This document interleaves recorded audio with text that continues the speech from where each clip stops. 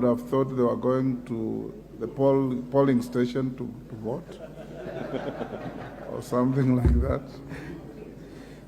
Yes, majority. Thank you, Honorable Speaker. And maybe to begin with, let me commit, I will indeed endeavor to get a statement from the two cabinet secretaries, because as has been indicated, I also read on social media what seemed like conflicting statements from the two cabinet secretaries, and therefore we need a very coherent and unified statement from the two cabinet secretaries, that the one in charge of Interior and ICT. And indeed, Honorable Speaker, it's true.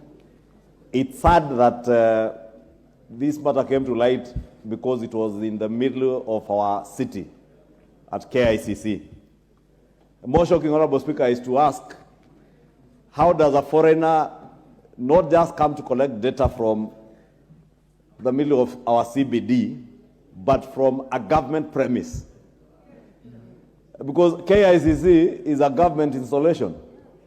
And therefore, whether this person is there legitimately or not, because we do not know, we wait to hear the answers from the government.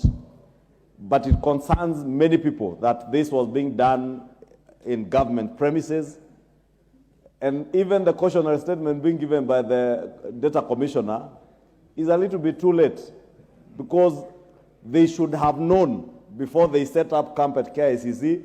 They definitely must have paid somebody to use KICC. The person who allowed them to use KICC should and ought to have verified whether they have been allowed by the data commissioner and they have all the requisite licenses and approvals. Because, Honorable Speaker, as Honorable Mukunji rightly says, in this day and age of artificial intelligence, it is possible that Kenyans will be barred from walking through some places. Probably next time you go to walk into a bank and your iris is has been used for things that you do not know, and you are denied access. Probably next time you want to travel, you may find your passport, or rather your image and your data has been used in criminal activities that you have no knowledge of. And even, Honorable Speaker, in this day and age of terrorism, Kenyans need to be cautious. And Honorable Speaker, allow me to use this opportunity to caution our young people, and not just young people, to caution Kenyans. Not everything that glitters is gold. And as difficult as circumstances around the economy may be, please don't rush for anything you hear that will give you an extra shilling. Some may be very enticing, but may be very dangerous for you.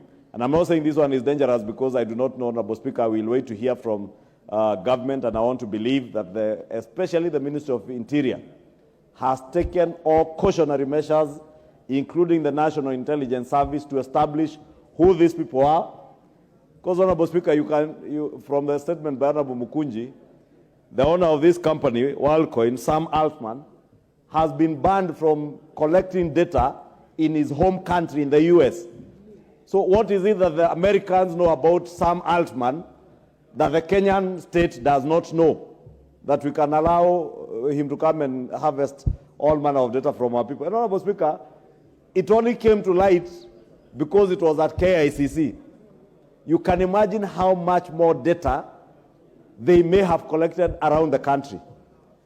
When the matter came up and it was in the news last night, I saw in WhatsApp groups in my constituency that in a village, a remote village called Lusigeti in Deya, they were there collecting data. And you can imagine, if you entice people in our villages with a little money, how many people will volunteer to just give whatever amount of data they can give in exchange for a few shillings or a few thousand shillings. Honorable Speaker, government has a responsibility to protect its people, and its people includes their personal data. And our laws are very clear on that, Honorable Speaker, and therefore I'll push the CS hopefully by tomorrow, latest Tuesday, Honorable Speaker, to have a statement. If he cannot be able to come, I can get a statement that I can read out to the House latest by Tuesday. Thank you, Honorable Speaker.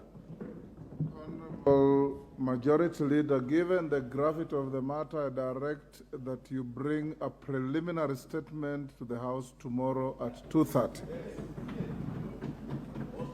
What cautionary steps you are taking to protect even the data that this foreigner has mined from Kenyans ought to be in the